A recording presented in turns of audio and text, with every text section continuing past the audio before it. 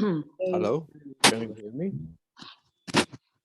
Yes, Good this is evening and Dimitris. welcome at the book release of Notation from Xenakis UPIC to graphic notation today.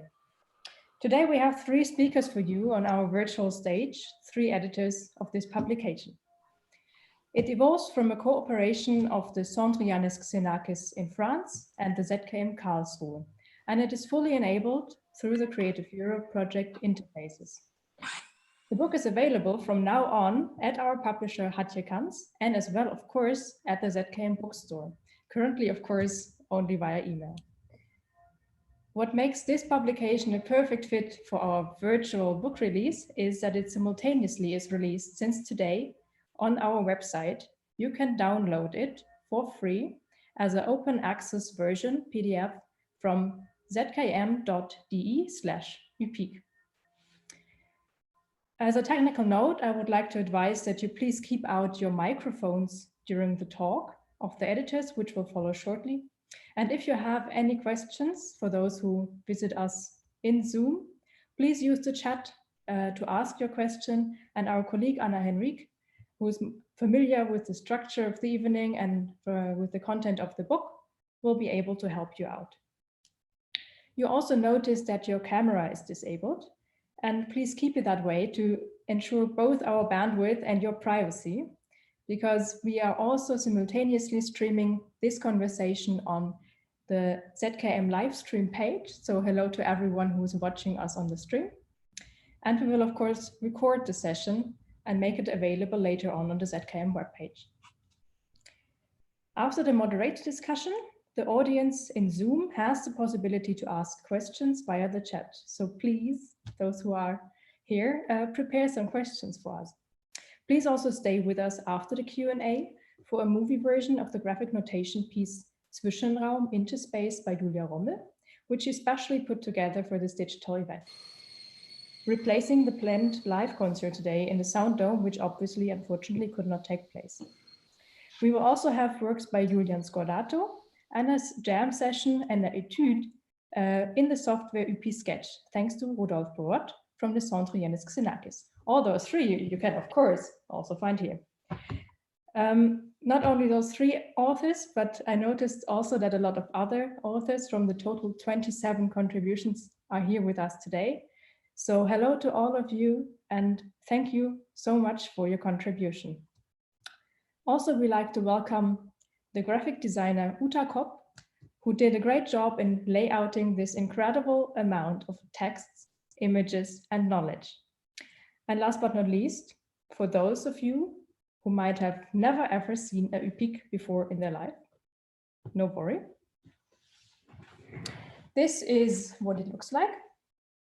This is the Unité Polyagogik Informatique de CMAMU, and it was able to transform drawings into synthesized sound. And last but not least, I would like to sneeze in a very short thank you to all those people involved from the ZKM team in the background who are incredibly engaged to broadcast this live event and others at the moment. So please welcome now the editors of this volume. We have Peter Weibel, the CEO of the ZKM Karlsruhe, Ludger Brümmer, head of the research department Herzlab of the ZKM, and of course, Sharon Karnach, vice president of the Centre Xenakis in Rouen, the successor institution of Les Ateliers UPIC. We will start with 3 statements by each editor in said order, and from there, a discussion will evolve. Mr. Peter Weibel, the mic is yours. Okay, thank you, Lisa Benzel, for editing the book and for presenting this teleconference. You are very welcome, all of you televisitors and tele-listeners. We are here to celebrate a wonderful book, a publication about Xenakis and his unique achievement, UPIC. And the book is already mentioned, published by me, Mr. Brümmer, and Sharon Karnach, the editors. And I want you to explain the reasons why I think this is a marvelous book. I have to give you a small introduction and then specific advices. The most radical transformation of the arts happened, in my opinion, in 20th century in music. At the moment, we don't need the article. No? I just read a text. Music is, as you all know, an art of highly complex instruments, complex skills, rules, and theories. Music is a mother of all technological time-based arts. But music is also a mirror of the mind. According to Gottfried Wilhelm Leibniz, Leibniz wrote 1712. He wrote 300 years ago, Musica est exercitium arithmeticae, occultum descientes se numerare animi. That means music is an arithmetic exercise that is hidden to the mind, which is unaware of its counting. You see, Leibniz made a strong affiliation between music and mathematics. Nobody comes closer today to this mathematical model of music as Xenakis. Only take a look at this book, Formalized Music from 1971. For hundreds of years, music and musical composition was based on the same rather small set of instruments, from piano to violin. But with the 20th century, there came a gigantic wave of new instruments, mechanical, magnetical, electric, electronic, and digital instruments, gramophones, record players, magnifiers, synthesizers, computers, etc. Since music is a technological art form, these technological revolutions had the most effect on music. That means these new technical instruments change the sound and the vocabulary of music radically. Yeah. Okay, I continue. But also the way of composing with the help of these machines and mathematical methods. The way of producing and receiving sound is a spatial music, etc. That means the sound of the 20th century differs radically from the sound from all the centuries before. And the person that is in the center of this revolution of sound as composer, as architect, as theoretician, as technician, as engineer, was for me always Xenakis. Therefore, it was a long time desideratum for me when I came to ZKM 1999 to celebrate the achievements of Xenakis. ZKM has worked with great composers representing different aspects of modern music. We have worked with Karl Stockhausen, with Pierre Boulez, Pierre Horry, and many others. And after many attempts that failed, and after many years of efforts, finally, we have been able to organize 2018 a conference about Xenakis with his collaborators and disciples and researchers. This is due to Sharon Kennech and the Xenakis Center.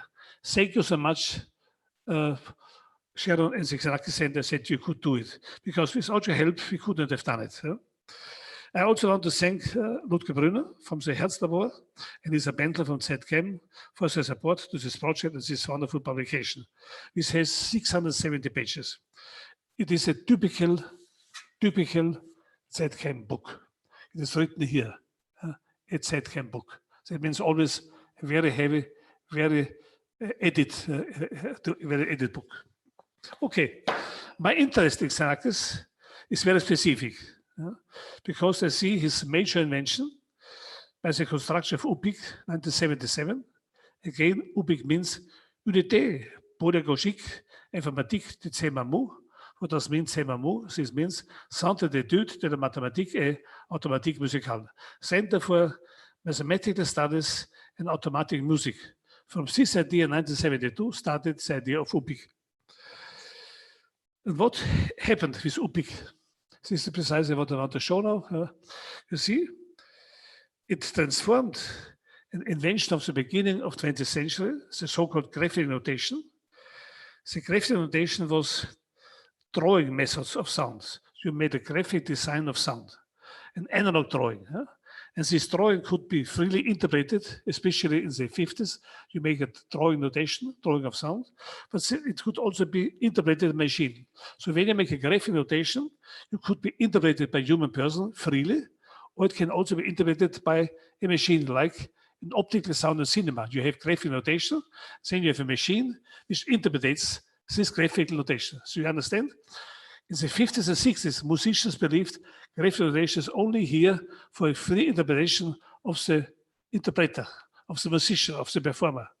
But in cinema and other time-based art forms, we already have learned before that graphic notation can be read by machine. And Xenakis was understand among musicians that they shift the idea of graphic notation from free interpretation from performers to a calculated interpretation by machines. This was a basic shift. And this, that means he created a kind of digital canvas for graphic notation, what you have seen before the tablet. He created a digital canvas for graphic notation. This graphic notation was generative because when it was read by machine, it created music. So we can say he created the first calculable interfaces for sound creations, what we call synthetic sound. So we can say generally, he changed the graphic notation, to the graphic user interface. He created the instrument. You see here a work by Daphne Oram. You see Daphne Oram, she also had a film strip with graphic notation, and the machine was reading this graphic notation. Daphne Oram is a wonderful composer, unfortunately forgotten. She has also made a major achievement in the road to UPIC. So what happened? He realized and introduced with UPIC a very standard machine for digital music in 4 steps. First of all, there's a score with the graphic symbols. So you have a score with graphic symbols. Second, then you have an instrument that scans this graphic notation. Third, this graphic notation scanned is read by a computer. And number 4, it is then transformed into sound. So we have a shift from synesthesia from 19th century to the synesthetic sound generation in 21st century. And so it showed us that the graphic notation of the 50s and 60s was not a dead end. It is simple music. It was a beginning into a new road, and this road is called today graphic user interface. This was my interest, and this was my contribution, and is my contribution to this catalog. Thank you.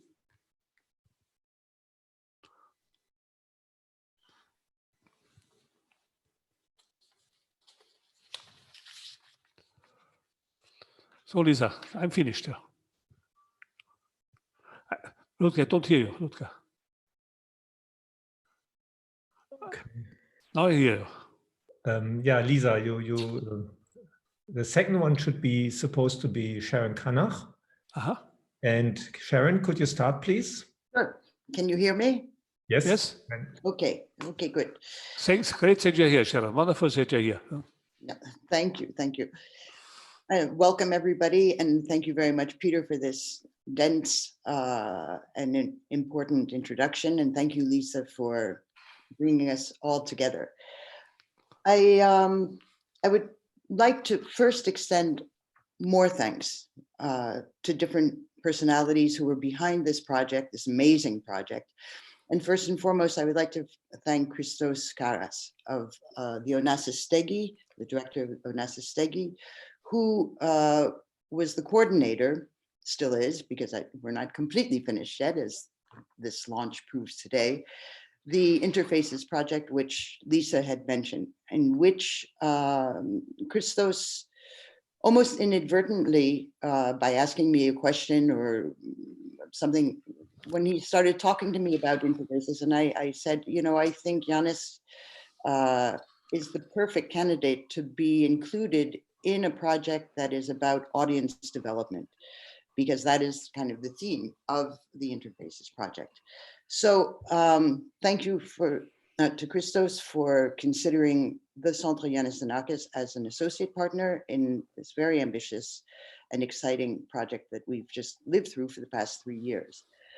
Also, in the context of this Interfaces project, we developed in collaboration with the European University of Cyprus, the new app, UPIC Sketch, which is based on the original UPIC, of course, but originally it was just for devices, but then we very quickly came up with a second version for both Macs and PCs. And this was developed by our very own Rodolphe Pourrot of the Centre Xenakis, to whom my most warm felt thanks go, because he did an incredible job. He did an incredible job, and it's an ongoing project for us. So thank you very much, Rodolphe, for this. UPIC Sketch, by the way, is available as a free download from our website and also from the App Store, I think. We can give you some of that information afterwards. And a huge thanks to ZKM. It's an unlikely collaboration just because of the size of our different institutions. We're tiny, nonprofit, team-oriented versus this huge ZKM, but it was, we learned to respect and really appreciate each other, I think, over the years. And I hope that we can continue to collaborate on many, many projects, because as we all know, none of us are lacking in ideas. So yes, thank you, Peter, for having such an incredible institution. Thank you, Ludger, for being such a wonderful colleague. And thank you, Lisa, for all of your patience throughout this whole process. It's been amazing. I also want to thank other members of our team at the SIX, because without them, this book wouldn't have been possible from my point of view. And in particular, Cyril Delay, who is responsible for our archives, and through his own research and processing of our archives, every time he would come up with something exciting, he would share it with us all and say, look at this, look at this. And this is how indeed we were able to retrace very significant figures like Alain Depré, who was the first director of Les Ateliers UPIC. Also Guy Médigue. Actually, it was Guy who got in touch with us, but then we found Guy Médigue was kind of a mythical figure for us, because he was always showing up in the archives. Of course, because he was the man who developed side by side, elbow to elbow with Yannis, the original UPIC. And both of these people, Alain and Guy, have now very generously donated their own personal archives to our archives. And so a huge thanks to them. And you can read their articles in the book, of course, retracing all of that. I also want to say a real hats off to my co-vice president, Jean-Louis Villeval, for managing all of the administrative side of it, the financial sides of it, and also to Emmanuel Verrier, who was so efficient in helping me in preparing our side of the book, in transcribing some of the things and helping with some of the translations, and it was really great. And then I want to thank, and I'm not going to take the time to do it, but individually, each and every single one of our authors, because everybody was so devoted to this whole process to make it as good as possible, to make it as authoritative as possible, to make it as irreproachable as possible. And also working in multiple languages, from Japanese to Russian to British English to French, of course, German, you know, and it was an incredible experience, and their devotion and their really insisting on getting it right was a huge pleasure, and made me recognize that the people who work with Xenakis, because many of these people did work with Xenakis, and those who admire Xenakis's work do have this ethic, this ethos of surpassing oneself. And that is something I felt through the whole process of this book. And finally, without Lisa Benzel, none of us would be here today. she is the one who held it together despite all odds, because it was very challenging at times. I won't pretend it was easy. And Lisa kept her cool. I learned that she's Swiss, so therefore there's a diplomacy aspect, which, being a rough American, I don't have. So thank you, Lisa. Really, it's been incredible working with you, and I hope to have many occasions working with you again. And last but not least, I would like to thank Yannis, because, well, obviously we wouldn't be talking about this book, this tool, these people, if this very tender giant had not been part of our lives, either directly or indirectly. So Yannis, thank you, thinking of you. Speaking of thinking of you, and because of confinement, and because of spring cleaning, I happened to find something I hadn't put my hands on for many years. I'm not sure whether you'll be able to see this, but it's my first notes from the first class I took with Yannis, dated 14th of December, 1977. So a mere 44 years ago or something like that, or 46 years ago. And then I realized that 1977, that's not a coincidence that we're here today too. 1977, May 1977 was the year and the time that the UPIC was launched. And it was launched in Bonn in Germany. So it makes sense that we're both in France and in Germany now. And if you read Guy Medig's article, you will see that it was a total race against the clock, a little bit like this book was also. And so I thought it was just a really wonderful coincidence that that happened. So the 14th of December, 1977 was the first time I was sitting in Xenakis' class. 1 week later, on the 21st of December, 1977, in Paris, was the French premiere of Jean Chet. And Jean Chet was, as Yannis has written and spoken about frequently, very much influenced by all of his work done at the Semamur. So it's really a turning point also for his work, for his instrumental and his orchestral work. And this is coming out of work, even though La Légendaire wasn't really using UPIC, it was using things that were being discussed at the time within the Semamur, and was a real turning point, a real landmark in a way. So, but getting back to the book right now, I think for our audience who is not involved in the book, it's important to know that we've divided it, these nearly 700 pages, into 6 sections. And at the SIX, we were obviously responsible for the more historic side because of our archival materials and also the people around that. And so the first chapter is the UPIC History, Institutions, Implications, where there are 10 different articles from various people. Andrei Smirnov, who is a world expert on sort of the history of electronic instruments, the previously mentioned Guy Medig and Alain Depré, Rodolphe Frigius, who is very linked to ZKM, but gives a beautiful perspective from the UPIC as a pedagogical tool, because there were 2 vocations for the UPIC. There was, on the one hand, a compositional tool, but also very, very strongly the idea of a pedagogic tool, that we could get rid of the sort of sociological barriers that prevented people to have access to music. The first director of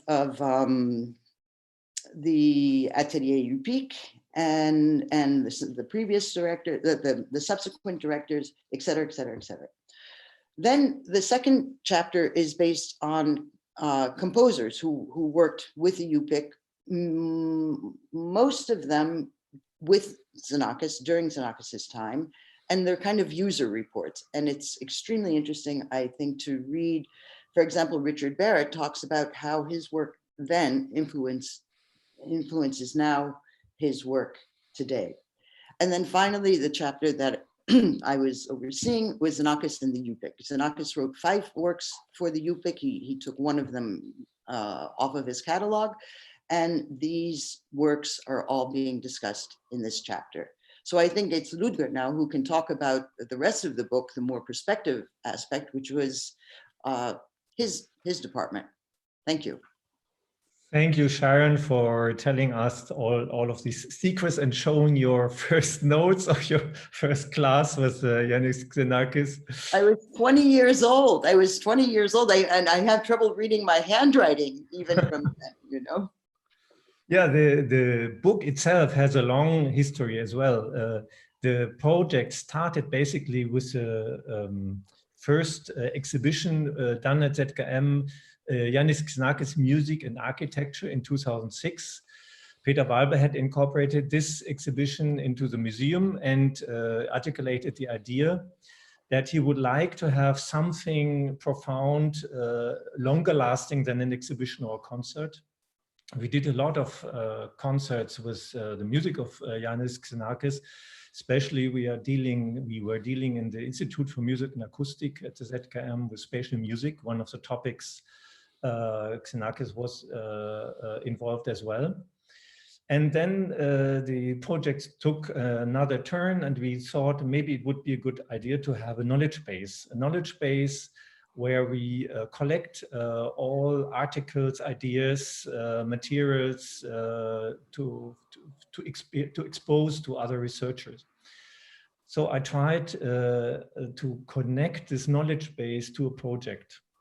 And this took quite a long time until Christos Karas came to Karlsruhe, to ZKM, and he proposed a project, now Interfaces, to participate. He proposed us to participate with this project. And we thought about what could we do, because we had this project of Xenakis waiting on the list, and how can we incorporate it into this line of project in the Interfaces, basically catalog of projects. And we decided to create a book, but as well, I would call it a living book, a book which is not only documenting the history, collecting all, like a knowledge base, collecting all of the information available, but as well draws a line into the future, gives artists the opportunity to work current works with the ideas of UPIC in mind, and to show us basically the heritage of UPIC, yeah, and the heritage and maybe the future. So then we decided this project was as well cleared, and maybe let me mention this symposium called Xenakis Algorithm Electronics, where Daniel Teige was performing Persepolis in the garden of the Palace of Karlsruhe, where he basically copied or recreated the spaces of the Persepolis Palace inside the garden. So we had, I think it were 56 loudspeakers, 7 rooms if I'm right. You must correct me. 7, 8 channel rooms, and it was such an impressive situation. And I remember sitting with Sharon after that in this garden, drink a beer, and enjoying the nice weather and the experiences we had with this fantastic music. And after this, we decided to go ahead with this project. So this symposium was in 2011. And the beginning of the Interfaces project was probably around 2015, 2014, a couple of years after the symposium. Now we had a clear outline of what we want to do in this book, and we invited several composers. to create some works, and you will hear a few of the results later on in the concert part of this presentation. But let me as well add some aspects what I found so intriguing about UPIC, what is really, let's say, from a composer's perspective, who started in 1984, so roughly 7 years after the inauguration of UPIC, with programming and electronic music. And that is the breaking of the paradigm of time. Usually until that, all of the sound synthesis languages and environments had a clear distinction between score and sound processing. You had, for example, C-Sound was not a score processing program, it was just a pure sound processing program. And UPIC was for the first time starting to break this boundary, saying everything can be small or big. And I was wondering why this idea was so intriguing for Xenakis and why it came into UPIC. And I was thinking that he, as an architect, was used to draw things on the large scale and on the small scale. He must have been able to create details, to draw details, as well as to shapes of 100-meter long building. And this might be one of the backgrounds where, or one of the associations where he said, I want the same switch of dimension or switch of perspective in the creation of music. And this is for me the main interesting part of this of UPIC, which later on it's interesting to see that Yanix, for example, the software Yanix did the opposite. It stopped to keep this boundary of microtime and macrotime. It separated both again. And the other aspects were, of course, the intuitivity of creating parameters, of creating parametric contexts as well, and the ambiguity of some of information being at the same time generative as well as documentary. A drawing is at the same time generating some evolution as well as it is documenting the evolution. And maybe at this point we can put in the graphics of one of the graphics of Guy Medic. Anna, can you put this on? Where you can see basically some aspect of what I mentioned about the usage of the certain time frames or time scales. These are not all pictures, but it is one excerpt of the pictures. And there's another picture of one of the evolutions initiated by UPIC through the way of Curtis Rhodes, who learned with UPIC, and continued by Marcin Pietrusiewski. And now the other page, Marcin Pietrusiewski developed together with Curtis Rhodes the new pulsar generator. And it's interesting to find the roots of UPIC in this kind of work, even though it is a completely different approach. I mean, it looks like to be a different approach. You can find the roots and the context. And this is what we wanted to point out in the book. There's a connection between the initial thoughts and into the contemporary way to create and design software. This may be of interest for I think for everyone who is interested in the aesthetic of Xenakis, as well of everyone who is interested in alternative way to create and compose. Okay, thank you. Yes, let me thank as well to Lisa Benzel, to Peter Weibel for his continuous pressure. Without his pressure, probably this project would not have been happened. To Christos Karas and to Sharon, who was contributing such a big part of this book and made it so perfect.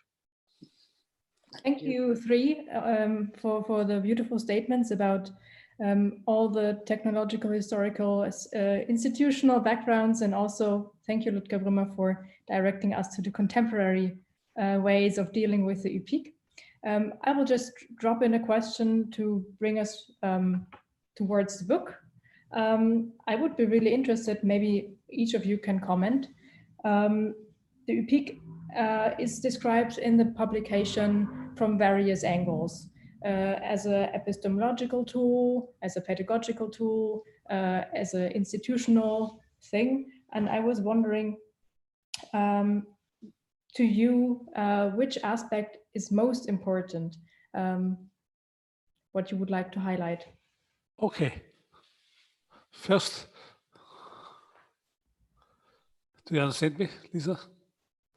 First, I would like to add something to Ludger Brünner's chronology. It is wonderful to hear that we work on this project since 2006. That means nearly 14 years. And they showed it also the whole UPIC scenario, the machine, and some scores, I think, in the exhibition Sound Art. And what was interesting here, that we could also display at that time, there have been 33 composers, is my memory. So all compositions which have been made with UPIC, we could offer them to the audience. A very, very unique opportunity that you can hear all the compositions which have been made by UPIC. At that time, 33 composers. This was a very good moment in sound art. What I think about this book, and I can only repeat what Sharon has said, it's an amazing book. It's a wonderful book, because I always like books for specialists, which have a kind of technical aspect. So when I look at a book and I see only letters, and when I look at a book about only letters, then I drop it, because I know this is not a technical book. So when you go through these books, you have a lot of visualizations, you have a lot of diagrams, and a lot of precise technological descriptions. So if somebody today wants to understand what is going on, if somebody today wants to be on the cutting edge of research in acoustic music and computer music, this is a book he has to read, because this is what I like most. This is your question about this book, the technical aspect. Everybody who takes, so even I could learn something from essays of other people. Even for me, it was difficult to understand all the finesses and details of UPIC, but starting the book, I made a major jump to understand the achievements and to understand what is the core and the heart of contemporary computer music. So I think it's we have several other books. The beginnings is a book by Licharan Hiller. We have a book by this Austrian constructivist. We have several books at the beginning, but now we have finally a new book which gives a wonderful technical instruction in introduction in contemporary technical music. So, Sharon, what do you like about the book? What do I like about the book? I love the learning curve that I went through. As it's the same. Yeah. That you know, there, and as I say at the end of my preface, it's authoritative. But it's not definitive. This is going to open up new chapters, I think, of research also. I learned so much. For example, about Xenakis and his relationship to Greece and what he was doing with UPIC there, and that UPIC was sort of the instrument that he was bringing back to his country, and he was ready. He was prepared to move back to Greece. I had no idea. As I told when I found out about this, when working with Dimitris Kamarotos, I said, thank God they're both dead, because if Françoise had known that he was planning secretly to go back to Greece to defend UPIC and revolutionize the music education there, Françoise would have killed him. And so it was better that, you know, this came out so many years after his death. But it was a revelation, because, you know, we were quite close, but he never, and as you see, this was like in 78, in 80, you know, he never mentioned it. So he had this idea in the back of his mind. So it adds a dimension to Giannis that I never knew about before. Also, one of the things, the work that Henning Lerner did on this unrealized project about the Ballet des Robots is, for me, absolutely fascinating. I knew about this project. I always wanted to stick my nose into it. I never had the opportunity to do it. And then talking with Henning one day, he said, you know, Yannis wanted me to produce this in Germany. And so I said, my God, you know much more about it. So this is a revelation. Obviously going, as I mentioned several times already, Guy Médic, when working with Yannis side by side, and what he wanted, his vision for it, and how they had to compromise because of time. They were racing against the clock. And so like this vintage sound, which is so typical of UPIC, was not the ideal, but it became kind of the symbol of UPIC. So things like this, and I think that I think everybody will learn a lot. I learned a hell of a lot, and I think people who are just approaching this are going to learn tremendous amounts, really. I think the interesting part is the perspectives, the different perspective in which things are described. Some perspectives are the ones of the composer, some are the ones of the creator, some are the one of the observer. Usually when you have a few documentary material of the famous photographs, you get only a very small part of this history, of the evolution of this. You mentioned the difficulties, the heavy, complicated time pressure and situations in which UPIC was existing and was made and tried to be pushed further. And this is all quickly forgotten. And I think when you read through this book, you see and experience, you are really able to experience this extremeness of the situation. And when you see then the result, you don't believe that this result was created in these conditions. It's incredible. And this is so quickly forgotten. And for me, this it's wonderful to have this documented somewhere and to have the richness of this degree of documentation from the technical part, from the composer's part.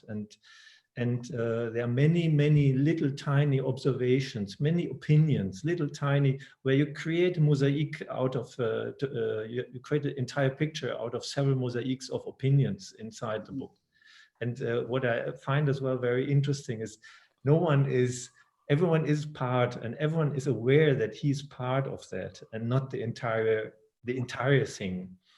But you know, I think that corresponds exactly with Yannis's actual conception of the UPIC. He wanted it to be a neutral space. He wanted everybody to be able to make their own thing of it. And this is the reason that I titled my preface Ubiquitous UPIC, because everybody, it's everywhere. You can see it, as you said, from different perspectives, whether it's a user, an observer, a technician, a this and that, but also within those categories. He left the space, he left the freedom for everybody to make it their own beast in a way. Ludger? Yeah. I think what we have been both interested in the beginning was what we call spatial sound, the development of sound in space. So when we had our show 2006, we precisely focused on this aspect because we showed models of the Filmes Pavilion from 1958 in Brussels. And then we had a documentary film, wonderful film, which has been restaging the inside so we could hear the sound of Edgar Varese. You could see the multimedia show of Le Corbusier. You saw the scores of the work by Xenakis, and you also had these drawings for the pavilion. And I think you still are interested very much how to develop this heritage with your zirconium software. Speak a little bit about your own development, how you developed further the interest of Xenakis into spatial music. Yeah, we have since we started in 2003 and have ever since worked on a sound dome concept. The idea was to create a kind of instrument, a general purpose instrument where the sound can move everywhere. And interesting, that's funny that you mentioned it, because we started with a very algorithmic language of control of these movements. But we ended up in painting, in drawing the spatial movements, which is so close to UPIC. And that is, I mean, on this parameter. But that is interesting because we realized how complex speed and space dimension is. And it's very hard to understand and to recreate this with algorithmic descriptions, complex speeds, etc. And the drawing is such an intuitive way to control all of these parameters at once, very simple and very effective. Yeah, intuitive or interactive, yeah.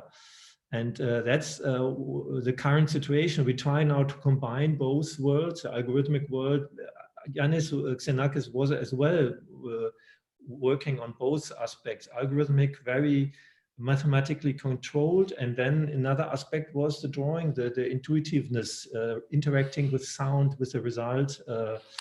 And that's what we try to incorporate into Zirconium, into the last version now as well.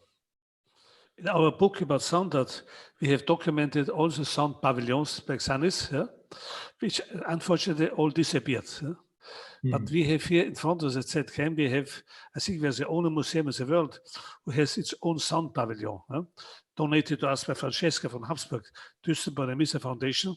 So we have the possibility that we can play every day special compositions from all over the world, precisely for the sound pavilion. In that sense, we are also continuing the heritage, Sharon, of Xenakis, because we continue his work about special music and special sound. And this is maybe we can also in the future collaborate with this, that use ancestors and composers, that we can, that we make special commissioned works for our sound pavilion. Fantastic, fantastic. Yeah. Pleasure. So there was another aspect, I think, what is interesting, what you mentioned, Ludger, the algorithmic approach. How much do you personally believe? How much was really the mathematical background? Did he do this by himself, or had he taken courses in mathematics, Xenakis?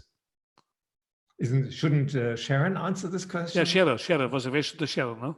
Oh, I'm sorry. Yeah. So his mathematical knowledge, was it self-educated, or did he take some courses as a young man or later to learn mathematics? How did he learn his mathematical competence? But he was trained as an engineer. He was trained as an engineer. And so he was a number cruncher. He was very naturally a number cruncher. Okay, very good. Yeah. So when I was studying mathematics and logic myself in the 60s in Vienna, our highest compliment was to say to a student friend, "You're a good number cruncher." No. And then he was more self-trained, I would say, from a musical point of view. He had very... He was a professional architect, a professional engineer, but from musical point... No, he was not a professional architect. He did not have, he never, like Le Corbusier, with whom he collaborated for 12 years, also always had to have his cousin sign it because he was the registered architect. Le Corbusier never went to the Beaux-Arts to get it. Yanis never did it. But he... Do you understand? Corbusier was not a professional architect? No, he didn't have the diploma. It was, everything was signed by his cousin. Jose, I see. So he could not sign it. He had no diploma. And Xenakis was just his personal assistant without education. And he made him the chef de projet, you know, so, but even when Xenakis designed, for example, his project, beautiful project for the Cité de la Musique in Paris, it was signed by Verret, who was one of his colleagues, because Yanis didn't have the authority to sign it himself. But it was his project. All of the drawings are by Xenakis. And in music, he was also more self-educated in music. Yeah, he was more, this was more his, he loved music and he would study it, but he would study it. And this is something that I mentioned in the preface also. He would, when he was studying Bach, he would draw it on graph paper. So there is already this relationship to drawing, also to the visualization, and it's on graph paper, so towards mathematics. So he's calculating with it. Okay.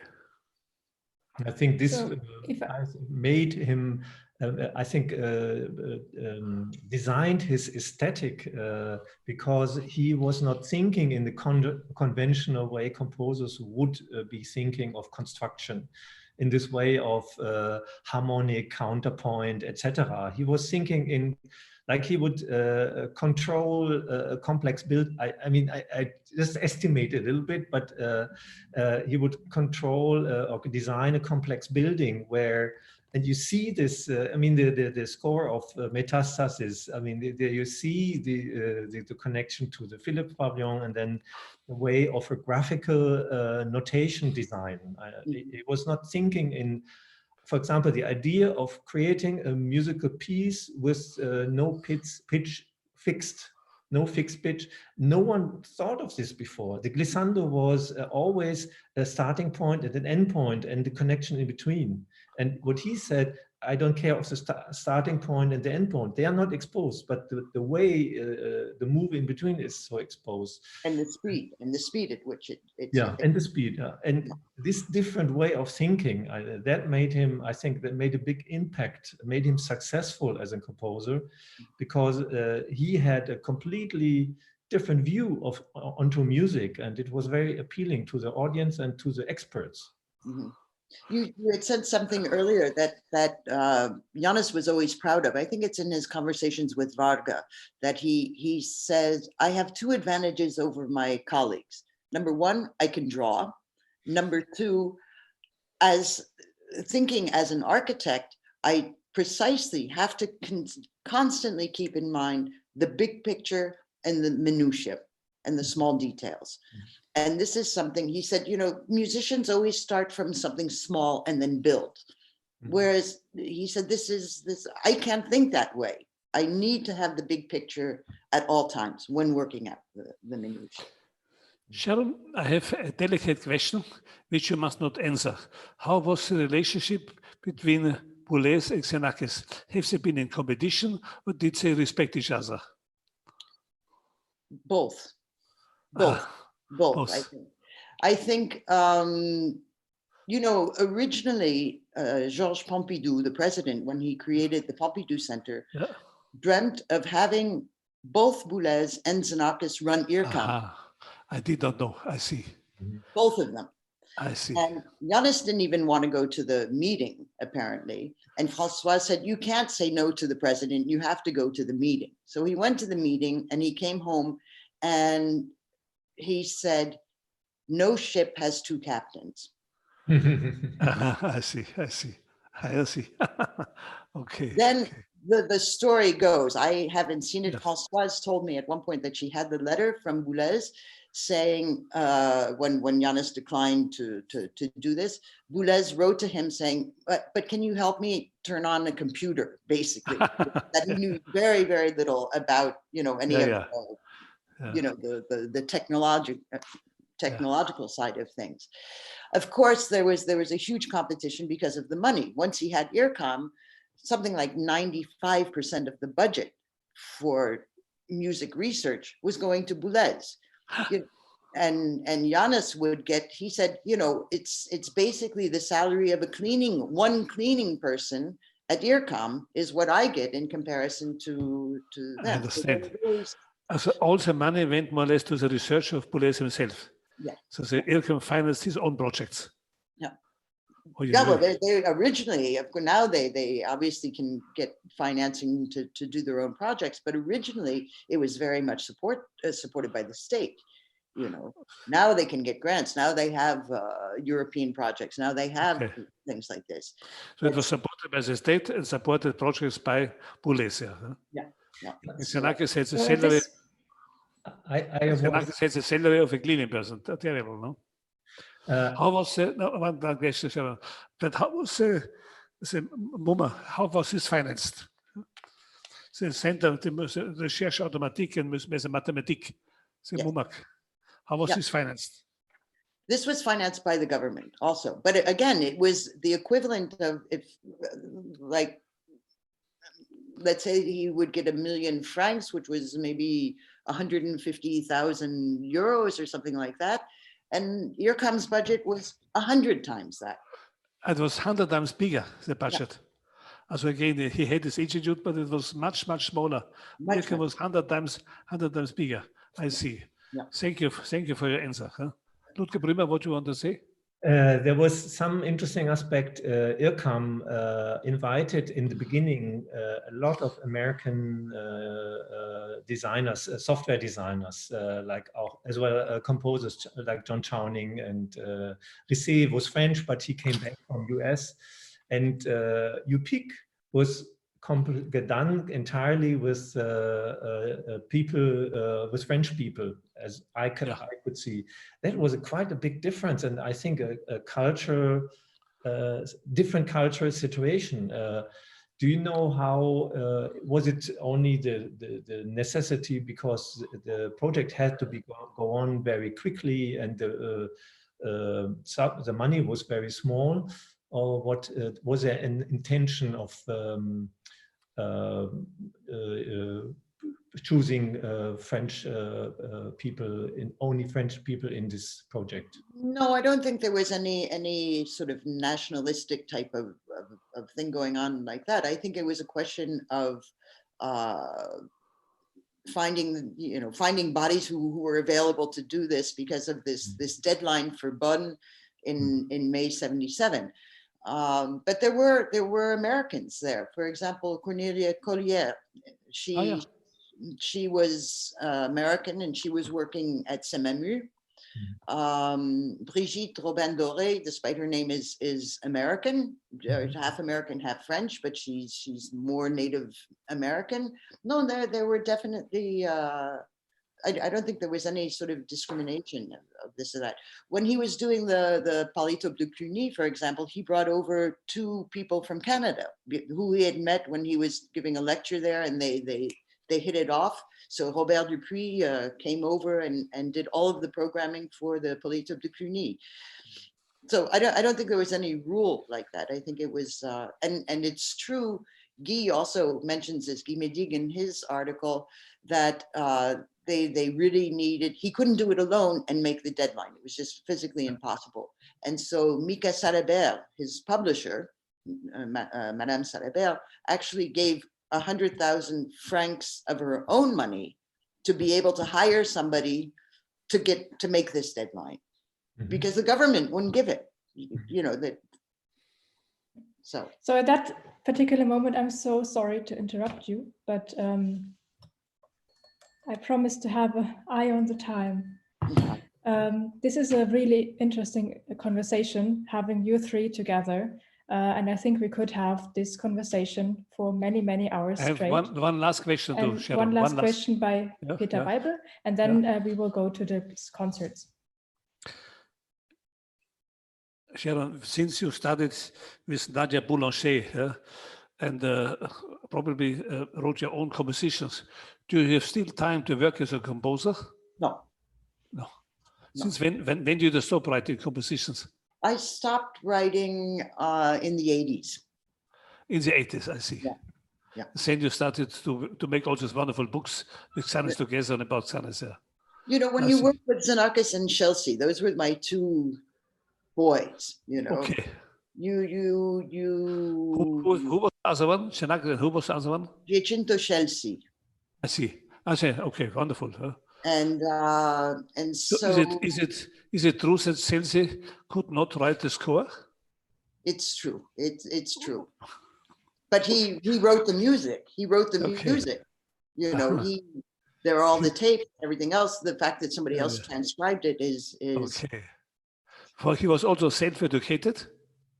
He was also self-educated. He was not an autodidact. He was not trained. No. He had more training. He had more training than Janis did, I would say. So you worked with 2 very advanced composers. Have they been difficult personalities, or have they been nice guys? They've been nice guys. They've been very nice guys. Only difficult in the composition, not in life. And they were always curious, because I was working with both of them at the same time. And Janis, when I would come back from Rome, he would say, "So what's your count up to today?" And then when I would go to Rome, and he said, "What's the Greek doing these days?" So they had a huge respect for each other, actually.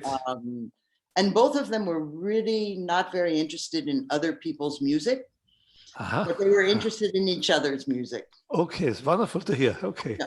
I Yeah. think it's Thank you. typical, like many composers, great composers, were not at all interested in other music.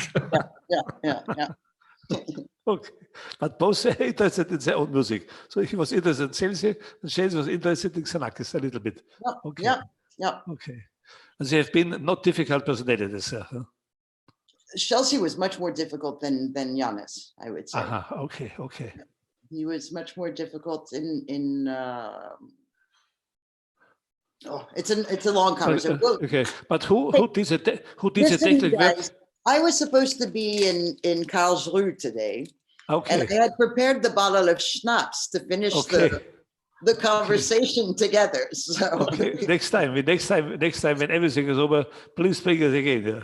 okay, So, I will. Okay. I will. Thank you. Okay. Thank you. Okay.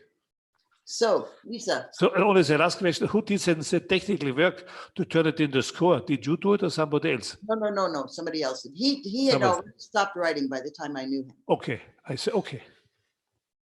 Okay. Lisa? Wow. So we have a good opportunity to meet again. There's Schnaps. And soon there will be a time where we can meet in person. And I want to thank you three so much for making this a vivid conversation, as if we would be in real space. So the audience noticed that we skipped the questions from the audience because this was not possible to interrupt this vivid conversation. They can write to us. They can still write to us. Yes, No, and we will can continue with the question later on. And but everyone has now the full background to understand all of what is written in there. And I can just advise to really go to the webpage, download your free PDF, or of course, order the printed copy as soon as possible. We will now continue with three music pieces by Julia Jasmin Rommel, by Julian Scordato, and a UPIC sketch jam session by Rodolphe Borot. And this will go as following, that we will take off soon the Zoom conversation from the live stream, which means those persons that are already with us in Zoom, they might want to reopen or to open the webpage zkm.de/livestream, where you then can see the videos of the works. And those who are watching via the live stream, you will maybe have like 1 minute of break, and then you can follow this. I think I'm not big right now. You're big. Okay, perfect. And so you can already read the program. Thank you, Sharon. Thank you so much. You're welcome. You're welcome, Peter. Thank you. Any other words? Because I think it's now time to say goodbye. Yes. We wish all of you a really good evening, and we wish that you stay healthy. And I thank the speakers, we thank the audience, which was not participating, but there. And again, all the contributors to the book, and of course, the colleagues behind the screens. Would anyone from the editors like to add a word? Everything said. Everything said? Yeah. Cool. Okay, so in a minute, I will just read loud what we will have now in the program, and then we go over to the live stream. We start the concert with a pandemic version of an 8-channel audiovisual installation for the ZKM Sound Dome by Julia Jasmin Rommel, who was our resident on graphic notation. And of course, unfortunately, her piece couldn't be shown today in the Sound Dome. Her work is called Interspace Acoustic Cartography and consists of 4 videos that will be played after each other. They capture her daily movement routine, of course, from last year. It is sonified with the software Xenakis, and you find more info about her work also in the book. This is followed by 2 pieces from Julian Scordato, also an author in this book, Constellations from 2015, an algorithmic audiovisual composition. And you will also then hear Spirography. Both are composed with Xenakis. And this is followed by 2 works produced in UPIC Sketch, the software developed by the Centre Xenakis. And I want to thank Rodolphe Borot, who was able to organize very quickly a a jam session together with Latifa Le Forestier and Jean-Ambroise Vézac. I hope I pronounced this right. And the very last part of the concert will be an etude number 1 in UP Sketch by Rodolphe Borot. Enjoy and have a good evening. Thank you all.